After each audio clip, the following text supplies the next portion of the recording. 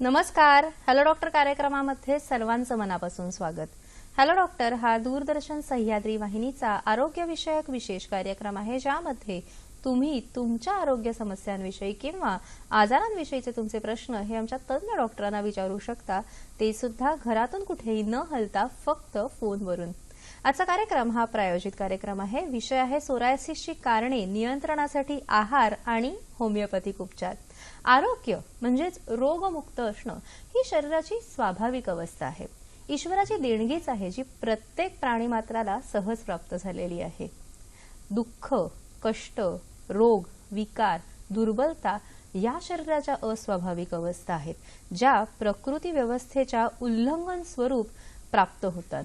जो व्यक्ती नैसर्गिक जीवन जगत नाही, कृत्रिम जीवन जगतो, स्वास्थ्यामध्ये निष्काळजीपणा करतो, त्याच्या शरीरामध्ये रोग लवकर उत्पन्न होतात असं आढळून येतं. ह्यामध्ये आहारातील चुकीच्या सवयी, आहारातील निष्काळजीपणा, आहारातील गडबड ही महत्वाची कारणं आहेत. सोरायसिस नियंत्रणामध्ये सुद्धा आहाराला अनन्यसाधारण महत्व आहे. सोरायसिसची कारणांमध्ये आहाराच्या चुकीच्या सवयीमध्ये कोणत्या चुकीच्या सवयी आहेत आणि होमिओपॅथिक उपचार काय आहेत, याविषयी आजचा आपला कार्यक्रम आहे. या कार्यक्रमामध्ये अर्थातच आपल्याला मार्गदर्शन करतील psoriasis homeopathic consultant doctor R.S. Sonawane. नमस्कार डॉक्टर, तुमचे या कार्यक्रमामध्ये स्वागत. Doctor R.S. सोनवणे हे होमिओपॅथीमध्ये MD आहेत. लंडनहून DI इन होमिओपॅथी ही पदवी मिळवलेली आहे. गेल्या 28 वर्षांपासून फक्त सोरायसिसवर सतत संशोधन व उपचार करत आहेत. आजपर्यंत 18,000पेक्षा अधिक सोरायसिसने पीडित रुग्णांवर त्यांनी यशस्वीपणे उपचार केलेले आहेत. जुलै 2014 मध्ये पॅरिस, फ्रान्स येथे झालेल्या इंटरनॅशनल होमिओपॅथी कॉन्फरन्समध्ये त्यांनी केलेलं सोरायसिसवरील संशोधन व मार्गदर्शनासाठी त्यांना विशेष आमंत्रित करण्यात आलं होतं. नमस्कार डॉक्टर, पुन्हा एकदाच्या कार्यक्रमामध्ये स्वागत. आपण नेहमी सोरायसिस हा विषय नेहमी चर्चेसाठी ठेवत असतो, तरीही त्या सोरायसिसमधील विविध पैलूंवर आपण प्रकाश टाकत असतो. आज आपण सोरायसिस नियंत्रणासाठी जो आहार आहे हा जरी आपण विषय निवडला असता, तरी मला प्रथम सांगा की सोरायसिस म्हणजे नेमकं काय? सोरायसिस हा एक त्वचा विकार आहे. हा त्वचा विकार इतर विकारांसारखाच आहे, पण सोरायसिसमध्ये जे मूळ कारण आहे ते त्वचेच्या पेशींचं जे पुनरुत्पादन आहे किंवा निर्मिती ही प्रमाणापेक्षा जास्त होते, आणि ही जी वाढलेली त्वचा आहे ही खवल्यांच्या स्वरूपात किंवा मृत पेशींच्या स्वरूपात बाहेर पडत असते. आणि ही बाहेर पडणारी जी त्वचा आहे ही मृत पेशींमध्ये असतात, त्या खवले असतात, आणि या मृत पेशी कोंड्या प्रकारे असतात. साधारणतः सोरायसिसची सुरुवात ही डोक्यात कोंडा या लक्षणाने होते. तर डोक्यात कोंडा हा इतर कोंड्यासारखा असतो म्हणून त्याच्याकडे बऱ्याच वेळा दुर्लक्ष होतो, पण सोरायसिस केवळ डोक्यापुरता मर्यादित न राहता तो संपूर्ण शरीरावर पसरू शकतो, त्याची सुरुवात जरी डोक्यात होत असली तरी. सोरायसिसची सुरुवात जेव्हा लवकर दिसतो, पण स्त्रियांमध्ये जर आपण बघितलं तर स्त्रियांमध्ये आपण केस बाजूला केल्यानंतर या स्लाइडमध्ये बघतो आहोत की त्या ठिकाणी हा सोरायसिस आहे. डोक्यात होणारा कोंडा संपूर्ण डोक्यावर असतो, हा एका ठिकाणी पॉकेट्समध्ये असतो. तर हे स्त्रियांमध्ये होणारा असा प्रकार आहे. ज्या वेळेला स्काल्प सोरायसिस याला आपण म्हणतो, जेव्हा डोक्यात असतो, त्याच्यानंतर हा प्रकार जेव्हा शरीरावर पसरायला लागतो, हाताचे कोपर, पायाचे गुडघे या ठिकाणी व्हायला लागतो, याला आपण प्लाक सोरायसिस म्हणतो. प्लाक सोरायसिस म्हणजे संपूर्ण शरीरावर होणारा सोरायसिस. तसाच एक प्रकार आहे ज्याला आपण गटेट सोरायसिस म्हणतो. गटेट हा वेगळ्या प्रकारे सामान्य सोरायसिससारखा दिसत नाही, लहान मुलं आणि तरुणांमध्ये होतो. याच्यामध्ये लहान लहान पुटकळे येतात, ज्याच्यामध्ये त्वचा गळत नाही पण पुटकळे असतात आणि त्यांना प्रचंड खाज असते. आणि हा जो प्रकार आहे साधारणतः थ्रोट इन्फेक्शन्स नंतर किंवा एखाद्या मलेरियासारख्या आजारानंतर हा उद्भवतो. त्यामुळे बऱ्याच वेळा लोकांना हा गटेट सोरायसिस लक्षात येत नाही. त्याच्यानंतर अजून एक प्रकार आहे की ज्याच्यामध्ये भयानक प्रकार आहे की संपूर्ण त्वचेला सूज येते, त्याच्यातून भरपूर त्वचा गळत असते आणि त्याला एरिथ्रोडर्मिक सोरायसिस म्हणतो. हा एक भयानक प्रकार आहे, याच्यामध्ये रुग्ण दगावू शकतो. नंतर एक प्रकारे पस्ट्युलर सोरायसिस. मी म्हटलं तुम्हाला सोरायसिसमध्ये कुठल्याही प्रकारचे जंतू नाही आहेत, पण याच्यामध्ये पस असतो. या पस किंवा पू मध्ये सुद्धा कुठल्याही प्रकारचे जंतू नसतात. हा स्टराईल असतो. हा सुद्धा सडनली काही दिवसांमध्ये होणारा आहे. त्याच्यानंतर जनरली आपण असं बघतो ह्या सगळ्या प्रकार जे आहेत पस्ट्युलर सोरायसिस वगैरे, जसं सोरायसिस हा त्वचेवर होतो तसा तो नखांमध्ये पण होतो. नखांमध्ये ज्या वेळेला होतो आपण तर स्लाइड बघूया की त्याला आपण नखांचं सोरायसिस असं म्हणतो. नखांमध्ये ज्या वेळेला सोरायसिस होतो त्याला नखं जाड होतात, ओबडधोबड होतात किंवा त्यांचा रंग बदलतो, काळी होतात किंवा पिवळी होतात. आता ही जी नखं आहेत हा नखांचा सोरायसिस आहे. ज्याप्रमाणे सोरायसिस नखात होतो त्याप्रमाणे सोरायसिस हा सांध्यांमध्ये पण होतो. त्याला आपण सोरायटिक आर्थरायटिस म्हणतो. कालांतराने ज्या वेळेला सोरायसिस सांध्यांवर जातो तर सांध्यांना सूज येते, सांधे वेडीवाकडे होतात आणि ही जी आहे ती परमनंटली होतात. तर हे सोरायसिसचे वेगवेगळे प्रकार आहेत. सांध्यांवर पण सोरायसिस होतो ज्याला आपण सोरायटिक आर्थरायटिस म्हणतो. वेळीच जर त्याचं निदान झालं, ज्या वेळेला डोक्यात सोरायसिस आहे त्याच वेळेला निदान झालं तर त्याचा उपचार करणं सोपं असतं. जसं जसं सोरायसिस वाढत जातो तसा तसा त्याचा उपचार पण कठीण होतो. पण सगळ्या प्रकारच्या सोरायसिसवर होमिओपॅथीमध्ये उपचार आहेत, ते आपण स्लाइड्समध्ये बघितले आहेत. निश्चित आणि फार महत्त्वाचं सांगितलं. म्हणजे जनरली आपल्याला आर्थरायटिस हा साधारण ऑस्टिओ आर्थरायटिस, रुमॅटॉइड आर्थरायटिस इथपर्यंतच माहिती असतो, पण सोरायटिक आर्थरायटिस नावाचा सुद्धा एक प्रकार असतो हे आज आपल्याला समजलेलं सुद्धा आहे. तर जेव्हा आपण म्हणतो की सोरायसिसच्या कारण तेव्हा आहारातील चुकीच्या सवयी हा एक महत्त्वाचं कारण सोरायसिसमध्ये सुद्धा आहे. पण मला सांगा सर, आहाराचं एकंदरीतच आरोग्यामध्ये सुद्धा खूप महत्त्व आहे ना, याविषयी काय सांगाल? साधारणतः आपलं हे जे शरीर आहे ही एक फार मोठी केमिकल लॅबोरेटरी आहे आणि कुठल्याही केमिकल लॅबोरेटरीला केमिकल्स लागणार आहेत. आणि ही जी केमिकल लॅबोरेटरी कार्यान्वित होते तर हे सगळे केमिकल्स किंवा हा जो रॉ मटेरियल आहे हे आपल्याला अन्नपदार्थातून मिळतं. आणि हे जे अन्नपदार्थ हे जर आपल्याला योग्य नाही मिळाले, योग्य केमिकल्स नाही मिळाले तर तुमच्या शरीरातले ते बिघाड निर्माण होणार आहेत. त्याच्यानंतर शरीर ज्या वेळेला काम करत असतं, शरीराची वाढ होत असते, शरीर स्वतःचं संरक्षण करत असतं, याला वेगवेगळ्या प्रकारचे केमिकल्स लागतात आणि हे सगळे तुम्हाला रोजच्या रोज पाहिजे आहेत. जर तुमचं शरीर सुदृढ आणि निरोगी ठेवायचं असेल तर ह्या सगळे पदार्थ ज्याच्यामध्ये आहेत, जसं प्रोटीन्स आहेत, फॅट्स आहेत, व्हिटॅमिन्स आहेत, मिनरल्स आहेत, या सगळ्या गोष्टी रोजच्या रोज तुमच्या आहारात यायला पाहिजे. जर या गोष्टी रोजच्या आहारात आला नाहीत तर तुमच्या शरीरामध्ये बिघाड निर्माण होईल आणि हा जो बिघाड आहे हा आहाराच्या कमतरतेमुळे निर्माण होईल आणि त्या बिघाडामुळे वेगवेगळे आजार होऊ शकतात. त्याचप्रमाणे ज्या वेळेला तुम्हाला एखादा आजार होतो त्यावेळेला त्या आजारामुळे शरीरामध्ये काही केमिकल चेंजेस होतात. जसं मी सोरायसिसमध्ये म्हटलो, सोरायसिस हा प्रतिकारशक्तीमध्ये बिघाड निर्माण झाल्यामुळे होणारा आजार आहे. त्यामुळे प्रतिकारशक्तीच्या संवर्धनासाठी, तिच्या आरोग्यासाठी काही आहार आवश्यक आहे. तो आहार आपण नाही घेतला तर प्रतिकारशक्ती तुमची बिघडणार आहे आणि ही बिघडणार आहे ही आजारामुळे नाही तर तुमच्या चुकीमुळे बिघडणार आहे आणि त्याचे परिणाम आजारामध्ये होतात. त्याचप्रमाणे आजार ज्या वेळेला होतो तर प्रत्येक आजाराची एक केमिकल प्रोसेस आहे. त्या केमिकल प्रोसेसमुळे तुमच्या शरीरावर अधिकचा ताण पडणार आहे आणि त्या अधिकचा ताण जो पडणार आहे हा केमिकल आणि फिजिओलॉजिकल ताण पडणार आहे. त्यामुळे तुमच्या शरीराच्या आहाराविषयीच्या आवश्यकता बदलू शकतात. काही विशिष्ट आहार तुमचा आजार वाढवू शकतात, काही आहार पदार्थ, अन्नपदार्थ तुमचा जो आजार आहे कमी करू शकतात. किंवा साधारणतः सोरायसिसचं आपण जर उदाहरण घेतलं तर सोरायसिसमध्ये जी जास्तीची निर्माण झालेली त्वचा आहे ही बाहेर पडत असते. त्वचेमधून तुमचे प्रोटीन्स कमी होत असतात. त्वचेमधून ज्यावेळेला त्वचा बाहेर पडते त्यावेळेला क्षार कमी होत असतात आणि हे प्रोटीन आणि क्षार इतर व्यक्तींपेक्षा जास्त तुमचे वाया जातात. त्यामुळे तुमच्या शरीराची प्रोटीन्स आणि क्षार याची जी आवश्यकता आहे हे सामान्य व्यक्तीपेक्षा जास्त आहेत.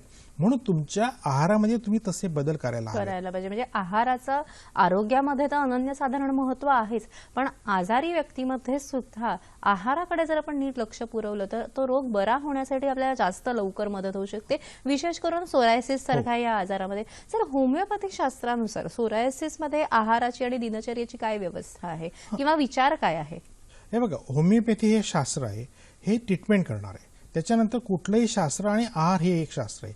तर या दोन्ही शास्त्रांनी एकामेकाच्या मदतीने, केवळ मी जर आहाराकडे नाही फक्त होमिओपॅथिक औषध दिलं तर ज्यावेळेला रुग्ण दुरुस्त होत नाही त्यावेळेला माझं औषध बरोबर आहे, रुग्णाने दिलेली माहिती बरोबर आहे, पण त्याच्या शरीरामध्ये काही कमतरता आहेत किंवा चुकीचा आहार आहे.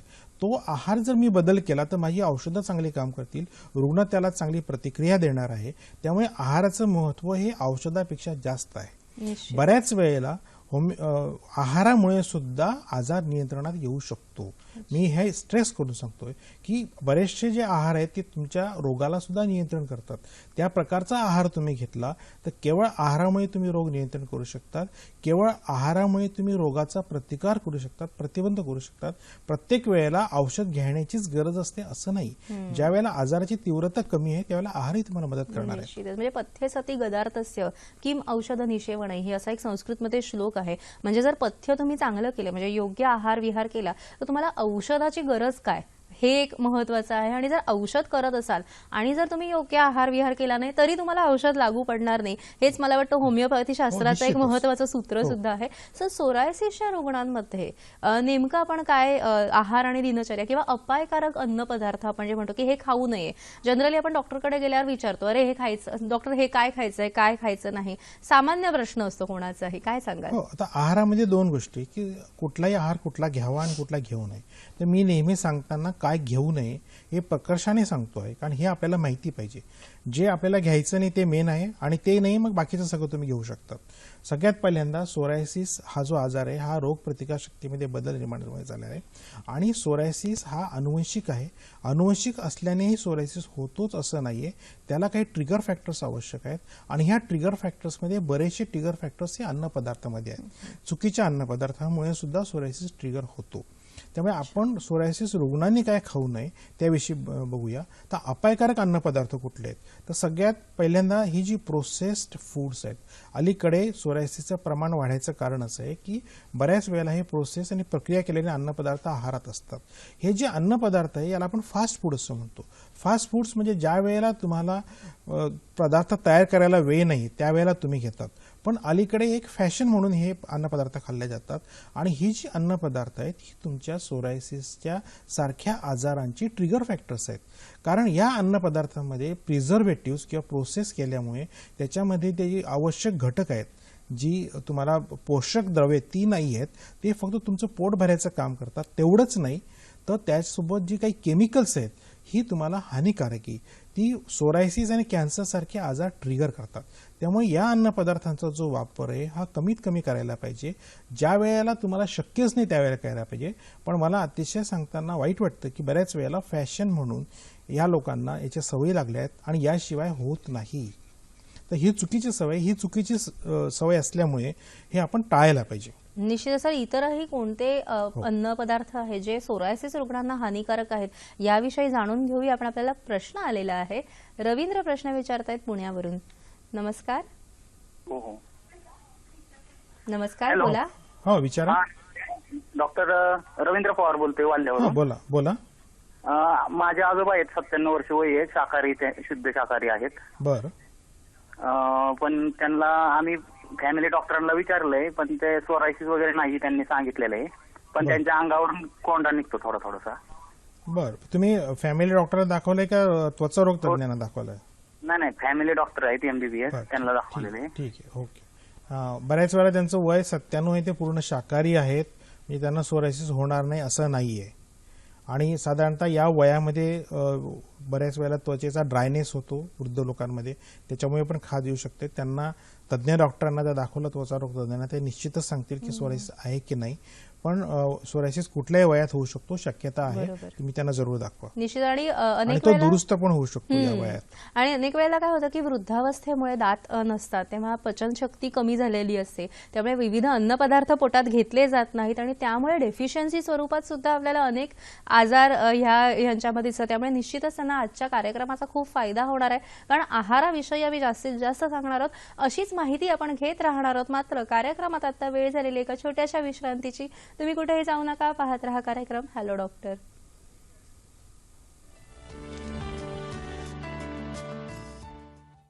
विश्रांतीनंतर सर्वांचं पुन्हा एकदा हॅलो डॉक्टर कार्यक्रमामध्ये स्वागत. आजचा कार्यक्रम हा प्रायोजित कार्यक्रम आहे. विषय आहे सोरायसिसची कारणं नियंत्रणासाठी आहार आणि होमिओपॅथिक उपचार. आणि सहभागी आहेत डॉक्टर RS सोनवणे. आजच्या कार्यक्रमातील तज्ज्ञ डॉक्टर RS सोनवणे यांच्याशी थेट संपर्कासाठी त्यांचा पत्ता, दूरध्वनी क्रमांक आणि वेबसाईट आम्ही दुसऱ्या विश्रांतीनंतर आणि कार्यक्रमाच्या शेवटी दोन्ही वेळा दाखवणार आहोत, त्याची आपण सर्वांनी नोंद ठेवावी. याचबरोबर कार्यक्रमामध्ये आपण ह्या विषयाला धरून सुद्धा आणि विषय सोडून सुद्धा अनेक आरोग्य विषयक टिप्स नेहमीच देत असतो. या आठवड्याची टिप आपण खजुरांवर देणार आहोत.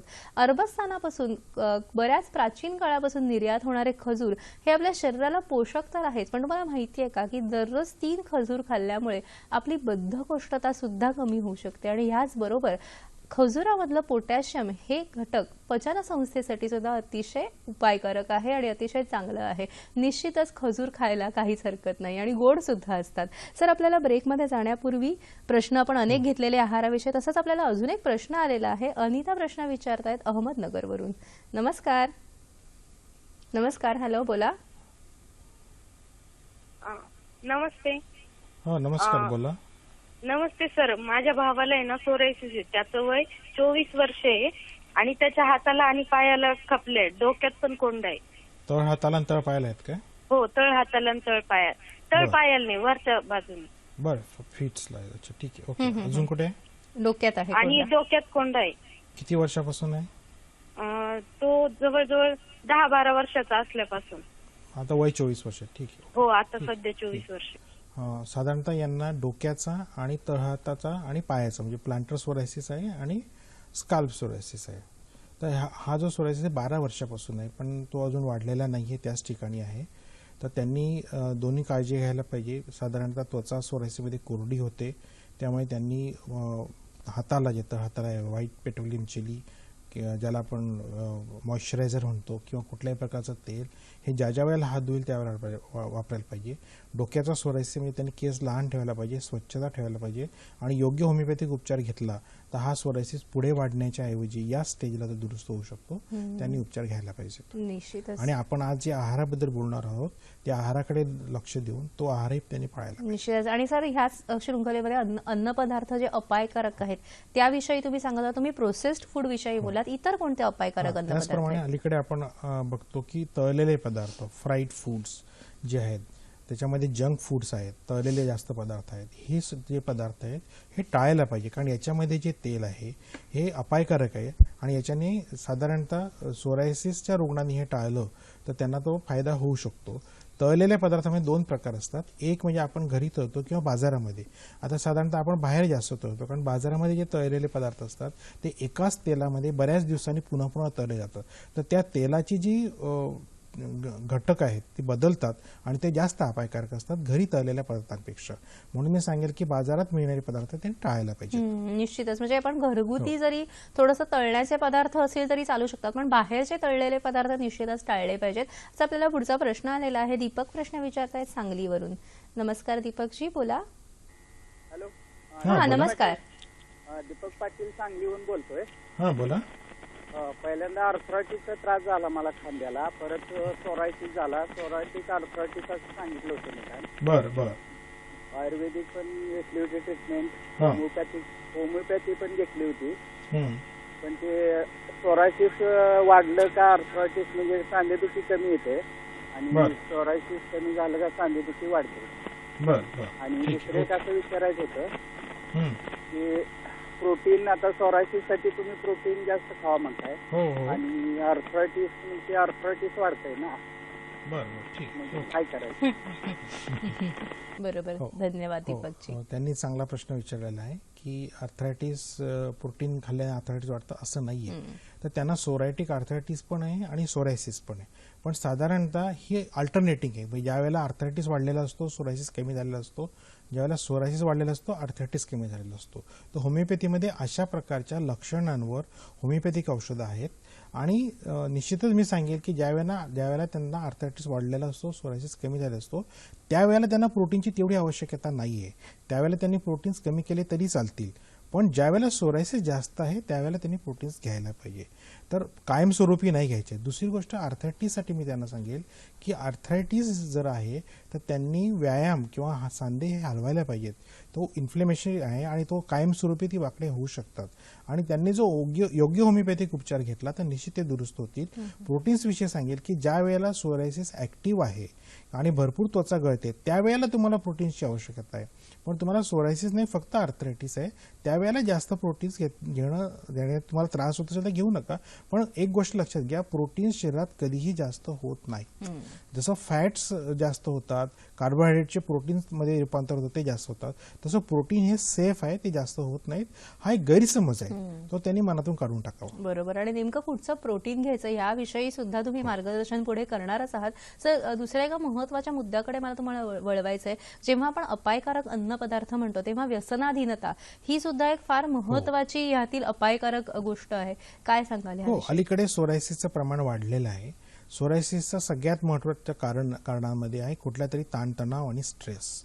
आणि हे ताणतणाव वाढले. तर बऱ्याच वेळेला या ताणतणाव कमी करण्याकरता काही लोक चुकीचा उपाय करतात, तो म्हणजे ते व्यसनांच्या आहारी जातात किंवा कधीकधी फॅशन म्हणून सुद्धा हे वापरतात. त्याला आपण मद्यपान असं म्हणतो. मद्यपान आणि धूम्रपान ह्या दोन गोष्टी ज्या आहेत ह्या आहारामध्ये आपण घेतल्यामुळे जसं तुमचा ताणतणाव आहे किंवा केवळ ताणतणाव जरी नसतील तरी हे पदार्थ हे सोरायसिसचे निश्चितच ट्रिगर फॅक्टर्स आहेत आणि हे ट्रिगर फॅक्टर्स लोकांनी टाळले पाहिजेत. केवळ हे जास्त घेतल्यामुळे सोरायसिस होतो. स्मोकिंग विशेषतः स्त्रियांमध्ये सुद्धा वाढलेलं आहे आणि स्मोकिंगमुळे सोरायसिस वाढू शकतो. एवढंच नाही तर दोन प्रकारचे आहेत की ऍक्टिव्ह आणि पॅसिव्ह. तुमचा मित्र जर स्मोकिंग करत असेल तर त्याचे परिणाम तुमच्यावर सुद्धा होणार आहेत आणि त्याच्याने तुमचा सुद्धा सोरायसिस वाढणार. त्यामुळे अशा लोकांपासून लांब राहायला पाहिजे आणि ही पदार्थ निश्चितच टाळायला पाहिजेत. हे काही उपाय नाही तर हे अपाय आहेत आणि हे ट्रिगर फॅक्टर्स आहेत. सर, आपल्याला नाशिकवरून प्रश्न आलेला आहे. सूरज प्रश्न विचारत आहेत. नमस्कार सूरजजी, बोला. हॅलो. हा, बोला. नमस्कार. सर, डोक्यामध्ये ना कोंडा झालेला आहे सर. बर बर तर त्याच्यावर काय उपचार? बर त्याच्यासाठी तुम्ही कोणा डॉक्टरना दाखवलं आहे काय? हो. हा, पण संपूर्ण डोक्यामध्ये कोंडा आहे की अशा काही विशिष्ट ठिकाणी आहे? नाही नाही, संपूर्ण डोक्यातच सर. संपूर्ण डोक्यात कोंडा आहे. बर. आणि काही औषधं घेतल्यानंतर तो कमी झाला की कायम कमी होत नाहीये? औषध घेतले होतं सर. बर शॅम्पू एक. बर बर ठीक आहे. ओके, ठीक आहे. साधारणतः यांना कोंडा आहे, संपूर्ण शरीरावर आहे. साधा दोन प्रकारचा असतो की सामान्य होणारा कोंडा जो इन्फेक्शनमुळे होतो आणि सोरायसिस. याच्या दोघांमध्ये फरक असा की सोरायसिसमुळे होणारा जो कोंडा आहे याच्यामध्ये ही जी त्वचा असते ही जाड असते आणि इतर कोंडा असतो ही पिवळ्या रंगाची असते. सोरायसिस पांढऱ्या रंगाचा असतो आणि तो पॉकेट्स असतो, बऱ्याच वेळेला खूप जाड असते आणि तात्पुरता शॅम्पू आणि कंडिशनर ते जाऊ शकतं पण नंतर परत येतो. त्यामुळे एका त्वचारोग तज्ज्ञांना त्यांनी दाखवावं, तज्ज्ञ डॉक्टरांना, होमिओपॅथिक तज्ज्ञांना दाखवा. ते निश्चित सांगतील की हा साधा कोंडा आहे की सोरायसिस आहे. निश्चितच. आणि सर, आहारातील चुकीच्या सवयींमध्ये तुम्ही प्रोसेस्ड फूड विषयी सांगितलं, तळलेल्या अपायकारक अन्नपदार्थांविषयी सांगितलं, व्यसनाधीनतेविषयी सांगितलं, इतर कोणते अपायकारक अन्नपदार्थ? साधारणतः अजून एक अन्नपदार्थ आहे की जो मांसाहारामध्ये ज्याला आपण म्हणतो रेड मीट किंवा बीफ. तर रेड मीट म्हणजे मटण आणि बीफ हे जे पदार्थ आहेत हे दोन पदार्थ हे सोरायसिस रुग्णांना, संधिवाताच्या रुग्णांना हे इन्फ्लेमेटरी म्हणजे याच्याने सूज किंवा दाह वाढतो. सोरायसिस हा क्रॉनिक इन्फ्लेमेटरी डिसीज आहे म्हणजे कायमस्वरूपी दाह असणारा आजार आहे की त्याच्यामुळे ह्या पदार्थामुळे ते वाढणार आहे. सोरायसिसच्या रुग्णांनी हे टाळायला पाहिजेत. त्याचप्रमाणे हे पदार्थ जसं सोरायसिससाठी वाईट आहेत तसे हृदयासाठी वाईट आहेत, त्याचप्रमाणे ते कॅन्सरसाठी वाईट आहेत. तर हे पदार्थ जे आहेत हे टाळायला पाहिजेत. हे निश्चितच वाईट पदार्थ आहेत. त्याचप्रमाणे अलीकडे आता आपण पुढचा एक पदार्थ बघतोय की लोकांमध्ये एक गैरसमज आहे की डेअरी प्रॉडक्ट्स किंवा दूध आणि दुधाचे पदार्थ हे दोन गोष्टी आहेत की दुधाचे जे पदार्थ आहेत ते हाय कॅलरी फूड्स, तूप आहे किंवा हे प्रमाणात पाहिजे, जास्त टाळायला पाहिजे. किंवा हे डेअरी पदार्थ जास्त प्रमाणात घेतल्यामुळे सुद्धा सोरायसिस वाढतो, पण प्रमाणात त्याची आवश्यकता आहे. त्याचप्रमाणे अजून एक पदार्थ आहे साखर. साखर हा सुद्धा सोरायसिस रुग्णांना अपायकारक पदार्थ आहे. हा अतिशय कमी प्रमाणात आणि कमी घ्यायला पाहिजे. त्याचप्रमाणे अजून एक पदार्थ आहे की ज्याला आपण म्हणतो की नाईट शेड व्हेजिटेबल्स. बटाटे, वांगी, टोमॅटोज हे जे पदार्थ आहेत हे कमी प्रमाणात घ्यायला पाहिजे. जास्त प्रमाणात घेतल्याने ह्या सोरायसिस सारखे आजार याच्यात वाढतात. हे विशिष्ट भाज्या ह्या टाळायला पाहिजेत. त्याचप्रमाणे अजून एक भाजी ज्याला आपण गवार म्हणतो किंवा क्लस्टर बीन्स म्हणतो ही त्वचारोग रुग्णांनी घ्यायला नको कारण याच्याने खाजेचं प्रमाण वाढतं. तर ही भाजी सुद्धा त्यांनी टाळायला पाहिजेत. त्याचप्रमाणे ग्लुटेन नावाचा एक पदार्थ आहे की ज्याला आपण ग्लुटेन म्हणतो म्हणजे ब्रेडमध्ये असतो, हा गव्हामध्ये असतो. तर हा जो पदार्थ आहे हा रोगप्रतिकार शक्ती खराब करणारा पदार्थ आहे. हा जास्त प्रमाणात अलीकडे बर्गर्स वगैरे ह्याचं प्रमाण वाढलेलं आहे आणि ह्या ग्लुटेनबद्दल रिसर्च असा आहे की सिलियाक डिसीज म्हणजे पोटाचे आजार जे आहेत इरिटेबल बाउल सिंड्रोम सारखे. त्याचप्रमाणे प्रतिकारशक्ती आपल्या पोटामध्ये जे जंतू असतात, जे मित्र जंतू असतात, मित्र जीवाणू म्हणतो आपण, हे जीवाणू ह्या ग्लुटेनमुळे खराब होतात आणि अंतस्त्वचेचा दाह होतो की ज्याच्यामध्ये आपले मित्र जीवाणू नष्ट होतात आणि प्रतिकारशक्ती खराब होते. आणि हे खराब व्हायचं कारण असल्यामुळे हे पदार्थ हे आवश्यक असेल तरच, म्हणजे ज्यावेळेला तुम्हाला दुसरा पर्याय नाही आहे त्याच वेळेला खायचे. याचं प्रमाण खूप कमी करायचं. आणि हे ग्लुटीन अलीकडे बऱ्यापैकी याच्यावर रिसर्च झालेला आहे, तर सगळ्या प्रकारचं जे ग्लुटीन आहे हे टाळायला पाहिजे. निश्चितच. म्हणजे तुम्ही एक महत्वाचा मुद्दा सांगितला की साखर, आपण म्हणतो नेहमी तोंडावर साखर असली पाहिजे, पण आहारामध्ये अतिसाखरेचा परिणाम हा सोरायसिस रुग्णांना सुद्धा अतिशय अपायकारक आहे. फार चांगली तुम्ही माहिती देताय. सर, आपल्याला एक प्रश्न आलेला आहे. पद्मा प्रश्न विचारतायत पुण्यावरून. नमस्कार पद्माताई, बोला. हा पद्माताई बोला. हॅलो. हा बोला. हा, माझं आहे ना मार्च महिन्यापासून हात आणि तळपायाची कातडी जातात ते. तर मी उपचार केला, आयुर्वेदिक उपचार घेतलाय, 4 महिने ट्रीटमेंट केली, पण काही फरक नाही वाटला. म्हणून मग आपल्या स्किनच्या डॉक्टरकडे वगैरे असं गोळ्यांना औषधं घेतली होती, पण आता तरी सुद्धा काही फरक नाही. त्यांनी काय सांगितलं तुम्हाला? त्यांनी काय सांगितलं? काही नाही, सोरायसिसचा प्रकार सांगितला. फक्त तळहात आणि तळपायाच्या फक्त भेगा येतात मला. कातडी माझी जवळजवळ भरपूर 3-4 वेळा अशी कातडी गेली, नवीन येतात, परत भेगा पडतात, परत असं चिरणी पडतात ते हातापायाला. ठीक आहे, ठीक आहे. यांना तळहाताचा आणि तळपायाचा सोरायसिस, याला प्लांटर सोरायसिस म्हणतोय की यांना. पण ह्याच्यामध्ये कोंडा स्वरूप जे असे खपल्या स्वरूप हा स्वरूप नसतं का ह्याच्यामध्ये? कारण असं आहे की तळहाताची त्वचा ही जाड आहे, याच्यातून जी त्वचा जी सहसा खवले पडणे किंवा हे होणं कमी प्रमाणात असतं, पण त्याला क्रॅक्स जातात तळहात आणि तळपायाला. तर त्यांना क्रॅक्स जात आहेत आणि हा निश्चितच सोरायसिस आहे. आणि त्यांनी ज्याप्रमाणे औषध घेत आहेत त्या औषधासोबत त्यांनी काळजी घ्यायला पाहिजे. मी सांगेल की रोज त्यांनी कोमट पाण्यामध्ये 1 चमचाभर मीठ टाकून तळहात आणि तळपाय थोडा वेळ भिजवावेत. त्याच्यानंतर स्वच्छ करून त्याला मॉइश्चरायझर व्हाईट पेट्रोलियम जेली लावावं आणि प्लॅस्टिकच्या पिशवीने अर्धा तास बांधून ठेवावेत. त्यामुळे त्यांच्या त्या मॉइश्चरायझरचा उपयोग चांगला होईल, त्यांचे तडे पण कमी होईल, औषधाचा उपयोग होईल. त्याचप्रमाणे त्यांनी होमिओपॅथिक औषध घेतलं तर त्यांना अजून चांगलं वाटेल किंवा अजून लवकर बरे होतील. निश्चितच. सोरायसिसच्या रुग्णांसाठी अपायकारक अन्नपदार्थ कोणते आहेत, व्यसनाधीनता ह्याचा काय परिणाम होतो ह्याविषयी आपण जाणून घेतलंच, पण सोरायसिस रुग्णांसाठी उपायकारक चांगले अन्नपदार्थ कोणते आहेत ह्याची नक्कीच तुम्हाला उत्सुकता लागली असेल ना. मला सुद्धा लागलेली आहे. मात्र कार्यक्रमात आता वेळ झालेली एका छोट्याशा विश्रांतीची, आणि विश्रांतीनंतर डॉक्टर सोनवणे यांच्याशी थेट संपर्कासाठी त्यांचा पत्ता, दूरध्वनी क्रमांक आणि वेबसाईट सुद्धा दाखवणार आहोत. आता घेणार आहोत एक छोटीशी विश्रांती. मगाशी आपण खजुराविषयी माहिती घेतली. खजूर पचन संस्थेवर जसे अतिशय चांगले कार्य करतात, तसंच दिवसाला 3 खजूर हे ॲनिमिया म्हणजेच लोहकणाची जी कमी झालेली असते त्याच्याविषयी सुद्धा अतिशय चांगलं काम करतात. विशेष करून प्रसूतीनंतर आलेला ॲनिमिया, दुर्बलता जी आजारानंतर आलेली असते त्यामध्ये, आणि महिलांसाठी विशेष करून ह्या गोष्टीचा नक्कीच फायदा होतो. सर, आपण ब्रेकमध्ये जाण्यापूर्वी अपायकारक अन्नपदार्थांविषयी सांगत होता, काय सांगाल पुढे अजून? हे जे अपायकारक अन्नपदार्थ याच्यामध्ये एकाबद्दल विवाद आहे, तो म्हणजे दूध. बऱ्याच वेळेला लोकांना असं वाटतं की दूध हे सोरायसिसचं कारण आहे, तर निश्चितच नाही. विशेष योग्य प्रमाणात दूध घेतलं तर हे चांगलं आहे. फक्त दुधाचे जे गोड पदार्थ आहेत, जे हाय कॅलरी फूड्स आहेत, ते त्यांनी टाळायला पाहिजेत. तर दूध शाकाहारी लोकांसाठी खूप चांगलं, ते अॅनिमल प्रोटीन्स आहेत, त्यांनी ते घ्यायला पाहिजे. निश्चितच. पण सर, आजकाल काय झालंय की अनेक वेळा हॉर्मोन फेड्स असल्यामुळे दुधाच्या पण ॲलर्जीज यायला लागल्या, ज्या पूर्वी कधी येत नव्हत्या गाईच्या दुधाच्या. पण आजकाल सगळंच कृत्रिमरित्या झाल्यामुळे मला वाटतं हा एक गैरसमज त्याच्यामुळे सुद्धा झाला असावा. तर आपल्याला पुढचा प्रश्न आलेला आहे. संदीप प्रश्न विचारतायत नाशिकवरून. नमस्कार संदीपजी, बोला. हॅलो. हा बोला.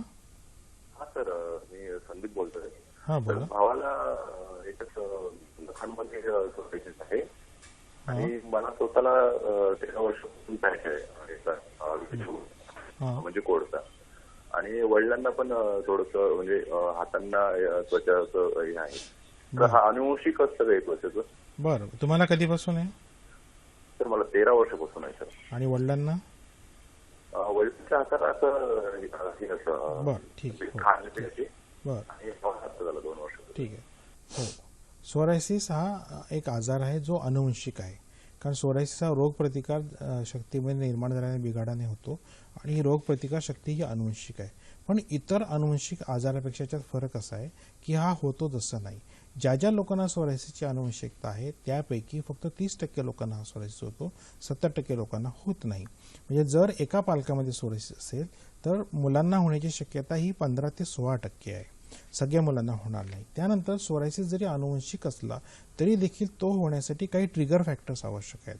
जसं मानसिक ताणतणाव, काही व्यसनं आपण बघितली, आहार बघितली. तर ही ट्रिगर फॅक्टर्स आल्यानंतर तो बाहेर येणार आहे. तोपर्यंत तो सुप्त अवस्थेत राहणार आहे. त्यामुळे सोरायसिस हा टाळता जाऊ शकतो आनुवंशिकता असेल तरी, किंवा त्याला नियंत्रणात आणता येतो. त्यामुळे सोरायसिस हा आनुवंशिकता आहे म्हणून होतोच असं नाही. जसं यांनी सांगितलं की यांच्या वडिलांना आहे आणि यांना आहे, तर याचा अर्थ त्यांच्या मुलांना होईलच असं नाहीये. कारण साधारणतः आनुवंशिकता ही आई आणि वडील या दोघांमध्ये जी असते त्याप्रमाणे होतो. मग त्यामुळे बऱ्याच वेळेला आई आणि वडील दोघांना सोरायसिस नाही पण मुलांना आहे. याचं होण्याचं कारण असं की सोरायसिसमध्ये एकापेक्षा जास्त प्रकारचे जीन्स, दोषी जीन्स एकत्र येतात, त्यामुळे सोरायसिस होतो. केवळ एका दोषामुळे किंवा एका जीन्समुळे नाही होत. तर हे जे 3-4 जे दोषी गुणसूत्र एकत्र आल्यावर, त्यामुळे आई आणि वडिलांमधले जर ते एकत्र आले तर होणार आहेत, किंवा आई आणि वडिलांमध्ये दोघांमध्ये दोषी गुणसूत्र आहेत पण चांगले गुणसूत्र मुलामध्ये आले तर त्याला होणार नाही. किंवा आई वडील चांगले आहेत आणि नेमके दोषी गुणसूत्र मुलात गेलेत तर त्याला सोरायसिस होईल, आई वडिलांना नसेल. त्यामुळे हा जो आनुवंशिकतेचा आहे याच्यामध्ये खूप भीती बाळगायचं कारण नाहीये. तो होईलच असं नाही. शिवाय ट्रिगर फॅक्टर्स आले तर तुम्ही सोरायसिस सुद्धा टाळू शकता. ट्रिगर फॅक्टर्स अन्नपदार्थातील बदल आणि व्यायाम ह्याच्यामुळे आनुवंशिकता जरी असेल तरी आपण त्याच्यावर नक्कीच नियंत्रण मिळवू शकतो. सर, जेव्हा आपण म्हणतो की ट्रिगर फॅक्टर्स, आज आपण बदललेली जीवन पद्धती आहे, प्रोसेस्ड फूडचा तुम्ही उल्लेख केला, व्यायामाचा अभाव झालेला आहे आणि त्यामुळे स्थूलता हे एक जवळजवळ एपिडेमिक सारखं वाढलेलं आहे. सोरायसिस नियंत्रणामध्ये स्थूलतेमुळे काही परिणाम होऊ शकतो का? हो, सोरायसिस जसं आनुवंशिकता जरी असेल तरी अलीकडे सोरायसिस वाढण्याचं प्रमाण वाढलेलं आहे. त्याच्यामध्ये सगळ्यात महत्त्वाचं कारण आहे स्थूलता. कारण स्थूलता जी आहे हे वाढायचं कारण सुद्धा तुमचा आहार आहे. आता आपण हे बघतो, हे चित्र, या चित्रामध्ये बघतात तुम्ही की हा माणूस काम करतो आहे, जेवतो आहे आणि ते जे काही खातोय ते पण बघा, ते अतिशय अनारोग्य खातो आहे आणि त्याचं जेवणामध्ये लक्ष नाहीये, त्याचं कामात लक्ष आहे, तो स्ट्रेसमध्ये आहे, त्याला कामाची घाई आहे. ही आजची जीवनशैली आहे आणि हीच जीवनशैली, त्यामुळे त्याचं शरीर स्थूल दिसत आहे. तर हे सोरायसिसचं मूळ कारण आहे. हे चित्र महत्त्वाचं आहे. याच्यात अनेक गोष्टी आपल्याला दिसत आहेत आणि हे अतिशय चुकीचं. ह्या कुठल्याही गोष्टी करू नये. जेवताना काम करू नये, टीव्ही बघू नये, जेवताना तुम्ही चांगल्या प्रकारे आहार घ्यावा, घाईघाईत जेवू नये किंवा एकाच वेळेला खूप आहार घेऊ नये. जेवताना सुद्धा तुम्ही थोडं थोडं जेवण अनेक वेळा खा, 4-5 वेळा जेवा. ह्या जे जीवन पद्धतीमधले बदल आहे तर निश्चितच स्थूलता तुमच्यापासून लांब राहील आणि स्थूलता लांब असेल तर तुमचं आजारही तुमच्यापासून दूर असतील. त्यामुळे ह्या ज्या गोष्टी आहेत, स्थूलता हे महत्त्वाचं कारण आहे. या कारणाचं महत्त्व असं आहे की ताणतणावामुळे स्थूलता वाढते, आहाराच्या चुकीच्या पदार्थामुळे स्थूलता वाढते, व्यायामाच्या अभावाने स्थूलता वाढते आणि तुम्ही घाईघाईत जेवतात ते सुद्धा स्थूलतेचं महत्त्वाचं कारण आहे. किंवा घाईत जास्त प्रमाणात जेवढ्यात जातात किंवा उशिरा जेवल्यामुळे आणि हे जास्तीचं जे अन्नपदार्थ हे तुमच्या शरीरात स्थूलता निर्माण करतात. हे सगळे. आणि अजून एक महत्त्वाचं कारण आहे कमी झोप, हे सुद्धा स्थूलतेचं कारण आहे. आणि अलीकडे ह्या सगळ्या गोष्टी लोकांमध्ये आहेत, त्याच्यामुळे स्थूलता वाढते आणि स्थूलता वाढल्यामुळे सोरायसिस, हृदयरोग, डायबिटीस हे सगळे जे आजार आहेत, याला क्रॉनिक इन्फ्लेमेटरी डिसीज म्हणतो, हे वाढतायत. हे प्रतिकारशक्तीचे बिघाड निर्माण झाल्यामुळे आजार आहेत. तर याचं हे इतकं महत्त्वाचं कारण आहे, तर याच्याकडे आपण लक्ष द्यायला पाहिजे, स्थूलता कमी करायला पाहिजे. आणि आजचा जो आहार मी खाऊ नये सांगितलं, हे सगळं तुम्ही टाळलं तर तुमचं सोरायसिस नियंत्रण होईल, तुमची स्थूलता सुद्धा कमी होणार. म्हणजे आहार कोणता खायचा हे तर महत्त्वाचंच आहे, पण आहार कसा खायचा, कसा खाल्ला जातो ह्याविषयी सुद्धा जाणून घेणं फार महत्त्वाचं आहे जर आपल्याला अनारोग्य म्हणजे रोग जर दूर ठेवायचे असतील तर. सर, मग स्थूलता आणि सोरायसिसचा संबंध आम्हाला कळला. नेमके आहारामध्ये कोणते बदल केले पाहिजेत किंवा सोरायसिसच्या रुग्णांनी कोणता आहार घेतला पाहिजे याविषयी काय? साधारणतः सोरायसिस जो काही मी आहार सांगतोय तो केवळ सोरायसिसच्याच रुग्णाने घ्यायचा असा नाही, तर सगळ्यांना तो फायदेशीर आहे. पहिली गोष्ट, आहारामध्ये सगळ्यात पहिल्यांदा मी सांगेल की तुमच्या आहाराच्या ज्या वेळा आहेत या खूप महत्त्वाच्या आहेत. तुम्ही एकाच वेळेला जास्त जेवणापेक्षा थोडं थोडं जास्त वेळा जेवा. केवळ 2 किंवा 3 वेळा जर तुम्ही जेवणार किंवा 2 जेवणांमध्ये जास्त अंतर असेल तर ते सुद्धा चुकीचं आहे. साधारणतः 2 ते 3 तासाच्या अंतराने आपण काहीतरी खायला पाहिजे. आणि खूप पोट भरून खायला नको, तर थोडं खायला पाहिजे. आणि हे खाताना तुम्ही योग्य अन्नपदार्थ खायला पाहिजे. त्यानंतर सकाळी उठल्यानंतर साधारण तुमची पचनशक्ती चांगली असते, तर 10 ते 11 वाजेपर्यंत तुमची पचनशक्ती खूप चांगली आहे, त्यामुळे त्या वेळात तुम्ही जास्तीत जास्त जेवायला पाहिजे. त्यानंतर जसं जसं सूर्यास्त व्हायला लागतो तर साधारणतः 9 वाजेनंतर साधारणतः कुठलाही आहार घेऊ नये, 9 वाजेच्या आतच जेवायला पाहिजेत. आणि ह्या सगळ्या गोष्टी जर तुम्ही केल्यात आहाराच्या, त्यानंतर ज्या ज्या वेळेला तुम्ही जेवण करता आहात त्या त्या वेळेला तुमचं चित्त हे प्रसन्न पाहिजे. प्रसन्न चित्त असेल तर तुमचं जे पचन होणार आहे ते चांगलं होणार आहे, तुमचे पाचक स्राव चांगले होणार आहेत आणि तुमच्या शरीराला पोषक द्रव्य मिळणार आहेत. जर तुमची मानसिक अवस्था नसेल, तुम्ही घाईघाईत जेवत असाल, काम करताना टीव्ही बघताना जेवत असाल, तर ते जे जेवण आहे तुम्हाला विष आहे, ते तुमच्या शरीरामध्ये अपायकारक अन्नपदार्थ तुम्ही टाकताय, त्याच्याने तुम्हाला फायदा होणार नाही, तुम्हाला नुकसान होणार आहे. तर जेवण हे यज्ञकर्म आहे, ते आनंदाने आणि व्यवस्थित चांगल्या मानसिक स्थितीत खायला पाहिजे, चावून खायला पाहिजे, शांततेने जेवायला पाहिजे. हे केलं तर तुमचं वजनही कमी राहील, तुम्हाला फार व्यायामाची गरज पडणार नाही आणि तो जो तुम्ही जेवणही कमी करणार. जर तुम्ही हळूहळू जेवला तर तुमचा जेवणाचा जो आकार आहे तो कमी होणार आहे. तुम्ही घाईघाईत जेवला तर तुम्ही जास्त जेवणार आहेत, त्याच्याने ओबेसिटी वाढणार आहे. ह्या सगळ्या जेवणाच्या ज्या महत्वाच्या गोष्टी आहेत ह्या आपण लक्षात घ्यायला पाहिजेत आणि याप्रमाणे आहार घ्यायला पाहिजे. निश्चित. म्हणजे आपण जेव्हा म्हणतो की आहार कसा घ्यायचा, म्हणजे कसा खायचा, तर जो जेवण आहे ते पाण्यासारखं प्यायचं असतं आणि जे पाणी असतं ते जेवणासारखं चावायचं असतं. मला वाटतं अतिशय महत्वाचं सरांनी मार्गदर्शन केलेलं आहे. सर, कोणते पदार्थ आपण घ्यावेत, समावेश कोणत्या पदार्थांचा करावा? आता आपण पहिल्या भागामध्ये बघितलं की काय खाऊ नये. आता मी जी अन्नपदार्थ सांगतोय ते जास्त खायला पाहिजे. आता साधारणतः एक आपण चित्र बघतोय फायदेशीर अन्नपदार्थांमध्ये की ही मुलगी गाजर, कॅरेट खात आहे, याच्यामध्ये अँटीऑक्सिडंट्स आहे. अँटीऑक्सिडंट्स हे पदार्थ असे आहेत की जे तुमची प्रतिकारशक्ती पोषक किंवा पूरक करतात. नंतर ही फळं आहेत, स्ट्रॉबेरी, करवंद, यांच्यामध्ये सुद्धा अँटीऑक्सिडंट्स आहेत. या औषधांची गरज नाही, हे जर तुम्ही खाल्ले तुमची प्रतिकारशक्ती चांगली राहणार आहे. त्याचप्रमाणे ओमेगा 3 फॅटी ॲसिड्स हे तुमच्या शरीराला, तुमच्या हृदयाला, तुमच्या शरीरातलं रक्त पातळ ठेवायला आणि सोरायसिससाठी खूप उपयुक्त आहे, तुमची त्वचा चांगली ठेवायला. हे मास्यांमध्ये असतं आणि मासे खाणं हे आरोग्यदायी, हे चांगलं आहे. त्यामुळे हे ओमेगा 3 फॅटी ॲसिड्स खूप चांगली असतात. त्याच्यानंतर जी लोक शाकाहारी आहेत त्यांनी काय करायचं, तर साधारणतः ड्राय फ्रुट्स जे आहेत, अक्रोड आहे, बदाम आहेत, पिस्ता आहेत, याच्यामध्ये सुद्धा अँटीऑक्सिडंट्स आहेत, ओमेगा 3 फॅटी ॲसिड्स आहेत. शाकाहारी लोकांनी याचं प्रमाण जास्त घ्यायला पाहिजे, याच्याने कोलेस्टेरॉलही कमी होतं आहे आणि ही पदार्थ सोरायसिस रुग्णांना फायदेशीर आहेत. त्याच्यानंतर नेहमी मी सांगतो वेगवेगळ्या रंगाचे पालेभाज्या आहेत, ब्रोकोली आहे, कोबी आहे, ही सुद्धा शरीराला खूप अतिशय पोषक आणि चांगली द्रव्ये देतात. याच्यामध्ये क्षार आहेत, अँटीऑक्सिडंट्स आहेत, बऱ्याच प्रकारचे व्हिटॅमिन्स आहेत, व्हिटॅमिन सी आहे, कॅल्शियम आहे. ह्या गोष्टी आपल्याला आवश्यक आहेत, ह्या जास्तीत जास्त प्रमाणात घ्यायला पाहिजे. पालकामध्ये कॅल्शियम आहे. नंतर साधारणतः अजून एक प्रश्न असा येतो की व्हिटॅमिन्स आणि कॉड लिव्हर ऑइल. निश्चितच. आणि व्हिटॅमिन्स आणि कॉड लिव्हर ऑइल ह्याचबरोबर सप्लिमेंट्स कोणत्या घ्याव्या याविषयी सुद्धा मला तुम्हाला प्रश्न विचारायचा आहे. पण आपल्याला एक प्रश्न दर्शकांकडून आलेला आहे. छाया प्रश्न विचारतायत औरंगाबादवरून. नमस्कार.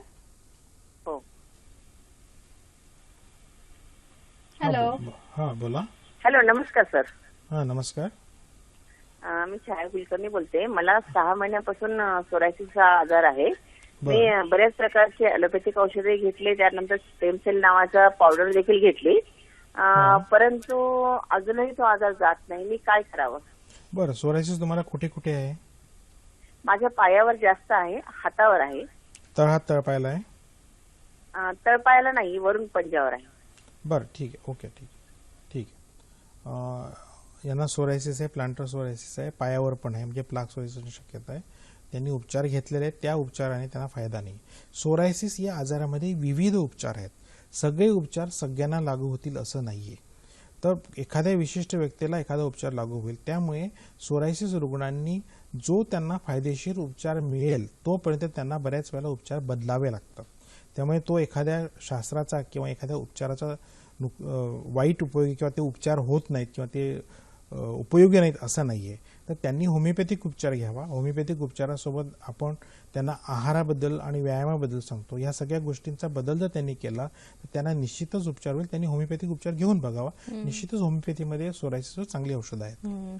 आणि सर, तुम्ही व्हिटॅमिन्स आणि कॉड लिव्हर ऑइल याविषयी माहिती देणार होता, काय सांगाल पुढे? साधारणतः सोरायसिस रुग्णांमध्ये असं आढळून येतं की व्हिटॅमिन डी आणि कॅल्शियम हे सोरायसिस रुग्णांना फायदेशीर आहेत.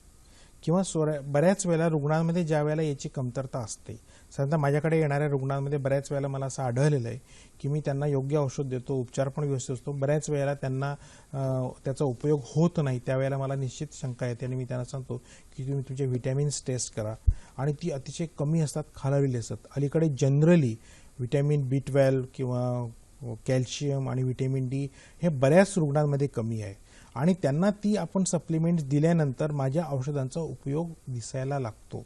त्यामुळे निश्चितच व्हिटॅमिन्स जी आपण घेतो, ज्या वेळेला तुम्हाला खूप जास्त कमतरता व्हिटॅमिनची असते त्यावेळेला आहारातून ती पूर्ण होऊ शकत नाही. त्यामुळे काही काळाकरता तुम्हाला ही सप्लिमेंट्स किंवा व्हिटॅमिन्स घ्यायला पाहिजे.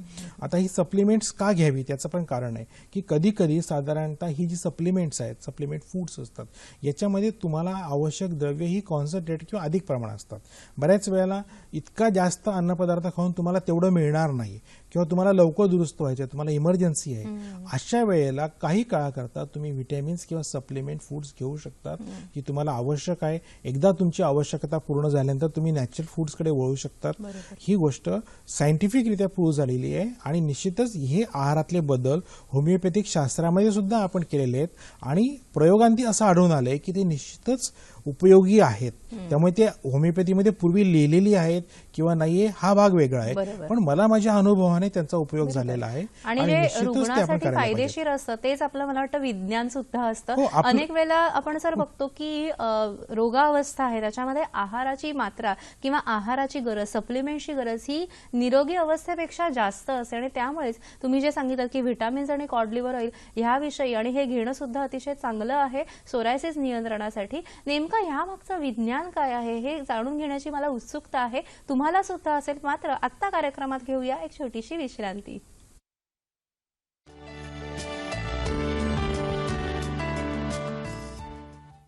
सर, ब्रेकमध्ये जाण्यापूर्वी आपण जे विविध विषयांचा उहापोह केला, स्थूलता आहे किंवा जे सप्लिमेंट्स आहेत, आहाराविषयी काय आहे, नेमकं यामागचं शास्त्र काय आहे? आज आपण जी काही पूर्ण चर्चा केली ती आपण एका पॉइंट्समध्ये आपण समराईज करूया की ह्या सगळ्या ज्या आजार आहेत, सोरायसिस आहे किंवा इतर सगळे आजार आहे, ही आपण क्रॉनिक इन्फ्लेमेटरी डिसीजेस म्हणतो.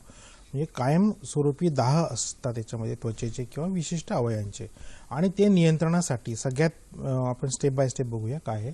तर सगळ्यात पहिलं जे मी स्लाइडमध्ये बघू की स्थूलता नियंत्रण. तर स्थूलता नियंत्रण जर तुम्ही केला तर ह्या याच्यामध्ये बघतोय आपण की ह्या स्त्रीचं स्थूलता आहे, फळं आहेत आणि वजन काटा आहे. तर तुम्ही नेहमी याच्यावर नियंत्रण ठेवायला पाहिजे, वॉच ठेवायला पाहिजे स्थूलतेमध्ये की तुमचं वजन वाढतंय, कमी होतंय, कशामुळे. त्याच्यानंतर दुसरी गोष्ट आहे की सुदृढ हृदय. आता बाकीचे जे मी आहार तुम्हाला सांगितले की हे तुमच्या हृदयाला सुदृढ आहे. व्यायाम करणं, तळलेले पदार्थ टाळणं, प्रोसेस फूड टाळणं. तुमचं हृदय चांगलं असेल तुमचं शरीर चांगलं असेल. आणि सोरायसिस आणि हृदय आजार यांचा दोघांचा चांगला संबंध आहे. ते चांगलं असेल तर सोरायसिस पण नियंत्रणात होईल. त्याच्यानंतर दाह प्रतिरोधक आहार, असे काही आहार आहे की तुमच्या शरीरामध्ये दाह निर्माण करतात, ते तुम्ही प्रतिरोध किंवा ते कमी करू शकतात. तर दाह प्रतिरोधक आहारांमध्ये मी काही गोष्टींचा समावेश करेल की जसं एक हळद नावाचं किंवा म्हणतो ही खूप चांगली, ज्याच्याने दाह कमी होतो. त्याच्यानंतर पेपर्स, मिरची ही सुद्धा दाह कमी करते, ब्रॉकोली दाह कमी करते, गाजर अँटीऑक्सिडंट्स दाह कमी करतात, तर या पपई दाह कमी करते. या सगळ्या गोष्टींचा समावेश तुम्ही तुमच्या आहारात केला तर तो तुमचा सोरायसिस किंवा कुठल्याही प्रकारचा दाह करणारा जो आजार आहे तो कमी होणार आहे. निश्चितच सर, आपण ह्याविषयी अजून जाणून घेऊया. पण आपल्याला प्रश्न आलेला आहे. दीपाली प्रश्न विचारत आहेत पुण्यावरून. नमस्कार दीपाली. हॅलो.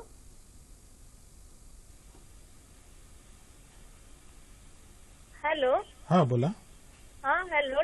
नमस्कार डॉक्टर. हा नमस्कार, बोला. हा, माझा भाऊ आहे 52 वर्षाचा. बर. त्याला पंजावरती आणि असं गुडघ्याच्या खाली असे 2 ठिकाणी त्याला सोरायसिसचे सिम्पटम दिसतात ते. बर. हो. बर, त्याने काय उपचार घेतला याच्या अगोदर? नाही, आता सध्या अँटीबायोटिक घेतले. 1 महिन्यापासूनच सिम्पटम दिसतात ते. बर. आणि त्यांना सोरायसिस असं कोणी सांगितलंय? हा, त्यांनी डॉक्टरांना दाखवलं त्यांनी. हो हो. त्यांनी सांगितलं तुम्हाला? डॉक्टरांनी सांगितले सोरायसिसचे सिम्पटम आहेत हे. बर, ठीक आहे. सोरायसिसमध्ये अँटीबायोटिक्सचा काहीही रोल नाहीये. साधारणतः त्यांना डॉक्टरांनी सांगितलं पण आहे. तर सोरायसिस त्यांना तळहाताचा प्लांटर सोरायसिस आहे, गुडघ्यावर म्हणजे प्लाक सोरायसिस आहे. ही सुरुवात आहे आणि या सुरुवातीला त्यांनी आहार आणि आपण जे काही उपाय सांगितले ते केले, त्याच्याने बऱ्यापैकी तो कमी होईल. त्याचप्रमाणे त्यांनी होमिओपॅथिक उपचार घेतलेत तर हा आजार याच्या पुढे वाढण्याच्या अगोदर दुरुस्त होईल, ते दुरुस्त होऊ शकतात. सो याचबरोबर आपण जो उहापोह करत होता, काय सांगाल? तर अजून एक ग्लुटेन विरहित आहार. म्हणजे ग्लुटेन विरहित म्हणजे काय? ग्लुटेन म्हणजे मैदा. तर ह्या सगळे जे पदार्थ आहेत त्याच्यामध्ये ग्लुटीन नाहीये. याच्यामध्ये गाजर आहे, चिकन आहे, वेगवेगळे भाजीपाला आहेत किंवा ज्याला आपण मिलेट्स म्हणतो, गव्हाला जे आहेत, बाजरी आहे, ज्वारी आहे, या पदार्थामध्ये ग्लुटीन कमी असतं. तर ही पदार्थ आपण जास्त घेतली तर निश्चितच सोरायसिस आणि हृदय रोग हे सगळ्या पदार्थांचं आजारांचं नियंत्रण होऊ शकतं. ही ग्लुटेन विरहित आहार घ्यायला पाहिजेत.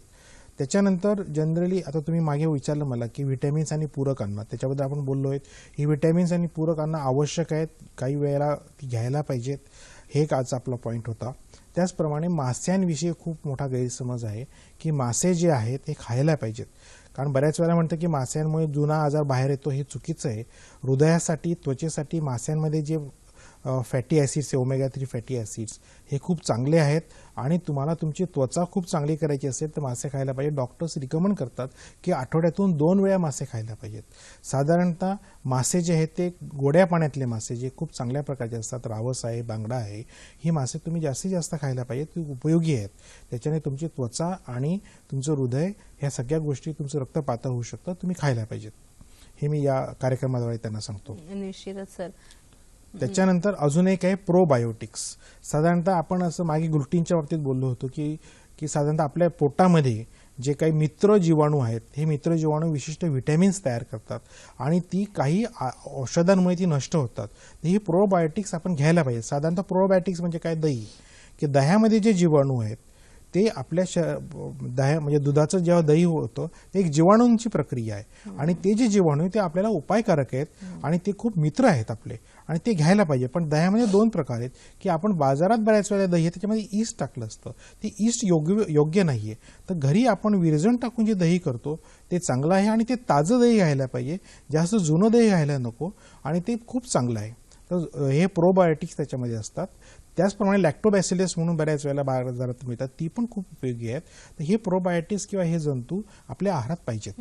म्हणजे मित्र बॅक्टेरिया हे सुद्धा आपल्या शरीरात असणं हे फार महत्वाचं आहे आणि सोरायसिस नियंत्रणासाठी सुद्धा महत्वाचं आहे. सर, आपण आहार बघितला, सोरायसिस नियंत्रणासाठी दिनचर्येमध्ये किंवा इतर जीवन पद्धतीमध्ये काय चुका होऊ शकतात किंवा काय करावं? जसं आपण आहार बघितला, आहार महत्वाचाच आहे, त्याप्रमाणे मी सांगेल की काय करायला पाहिजे. तर आधुनिक जीवन पद्धतीमध्ये आपण बघतो व्यायामाचा अभाव आहे. तर व्यायाम जो आहे तो करायला पाहिजे, त्याच्याने तुमची प्रतिकारशक्ती चांगली राहते. त्याप्रमाणे झोप सुद्धा 7 ते 8 तास शांत झोप आवश्यक आहे, त्याच्याने सुद्धा प्रतिकारशक्ती चांगली होते. ताणतणाव कमी करायला पाहिजेत.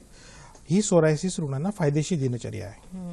सोरायसिस नियंत्रणासाठी आहाराविषयी आपण माहिती घेतली, पण विहारामध्ये कोणते बदल केले पाहिजे याच विषयीचा आजचा आपला आरोग्य सल्ला आहे. काय आहे तो पाहूया.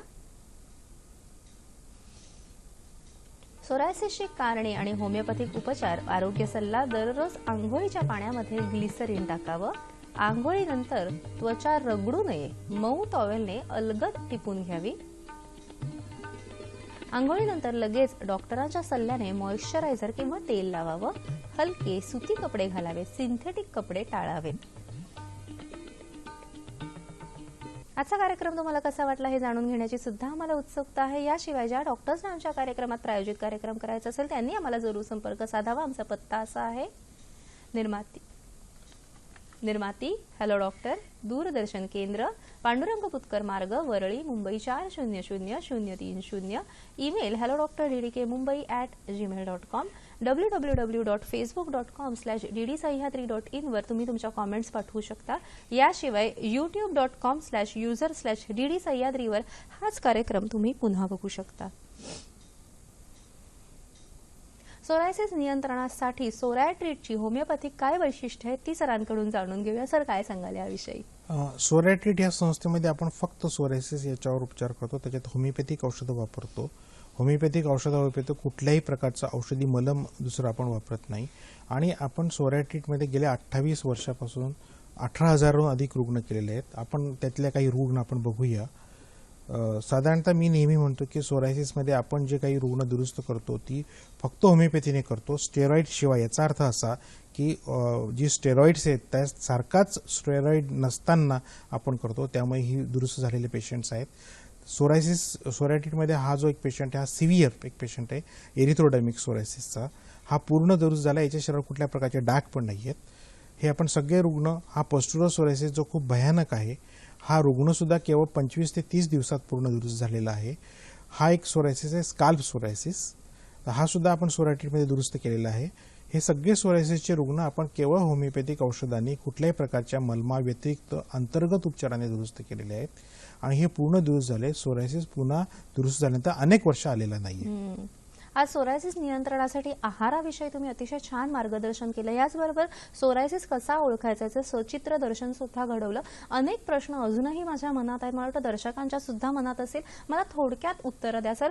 सोरायसिस संसर्गजन्य विकार आहे का? नाही, सोरायसिस हा संसर्गजन्य नाही, कारण त्याच्या कुठल्याही प्रकारचा बॅक्टेरिया व्हायरस नाही. सोरायसिस हा अनुवंशिक आजार आहे का? हो, सोरायसिस हा अनुवंशिक आजार आहे, पण अनुवंशिकता असल्यावर होतोच असं नाहीये. लहान वयात झालेला सोरायसिस पुढे गंभीर स्वरूप धारण करू शकतो का? हो, सोरायसिस जितक्या लहान वयात होईल तितकेचे त्याचे जे परिणाम आहे ते दुष्परिणाम वाईट होऊ शकतात. लहान वयातही सोरायसिस होतो आणि वाढू शकतो. ताणतणावामुळे सोरायसिस वाढू शकतो का? हो, निश्चितच. ताणतणाव हे सोरायसिसचं प्रमुख ट्रिगर फॅक्टर आहे की ज्यांना अनुवंशिकता आहे त्यांना ताणतणावाने सोरायसिस होतो. योग्य आहार आणि औषधाने सोरायसिस नियंत्रणात येऊ शकतो का? हो, निश्चितच. औषधासोबत आहाराचे महत्व आहे, त्याच्याने नियंत्रणात येऊ शकतो.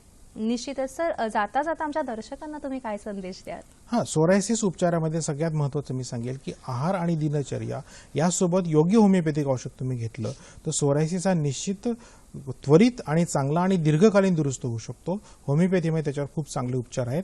तुम्ही निश्चितच होमिओपॅथिक उपचार घ्या, पण होमिओपॅथिक उपचार घेण्यासोबत तुमचा आहार, दिनचर्या ही सुद्धा ठेवा, म्हणजे निश्चितच तुम्हाला चांगला उपयोग होईल. आहार म्हणजे काय याचं वर्णन करताना महर्षी चरक म्हणतात की आह्यते अन्न नलिकाया यत तद आहारहा. म्हणजे जो पदार्थ आपण अन्न नलिकेद्वारे पोटात घेतो तो आपल्या शरीराचं योग्य पोषण करतो, रक्षण करतो, क्षतिपूर्ती करतो आणि विविध प्रक्रियांचा संयमन करून शरीर घटकांचं वर्धन करतो आणि त्यालाच आपण आहार असं म्हणतो. आहाराला आरोग्यामध्ये आणि आजारपणात सुद्धा अनन्यसाधारण महत्व आहे. आहार कोणता घ्यावा, याचबरोबर तो कसा घ्यावा आणि त्याच्याबरोबर बाकीची दिनचर्या कशी असावी यावर आपल्या स्वास्थ्य अवलंबून असते आणि आपला आजार लवकर बरा होणार आहे की नाही हे सुद्धा यावर अवलंबून असते. मला वाटतं आजच्या कार्यक्रमातून तुम्हाला याचं मार्गदर्शन नक्कीच मिळालेलं असेल. कोणते पदार्थ खावे, कोणते पदार्थ खाऊ नयेत याविषयी अतिशय सुंदर मार्गदर्शन सर तुम्ही आज केलं. त्यासाठी दूरदर्शन हॅलो डॉक्टर तर्फे तुमचे मनपूर्वक आभार.